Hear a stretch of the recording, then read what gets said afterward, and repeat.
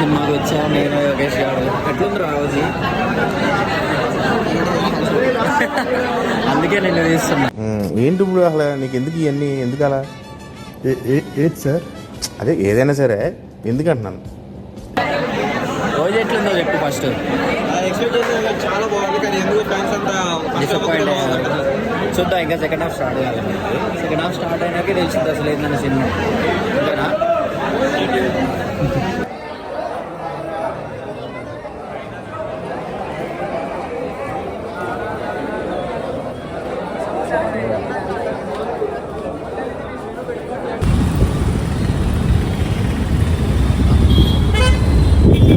లేపు లేపు సీను లేపు.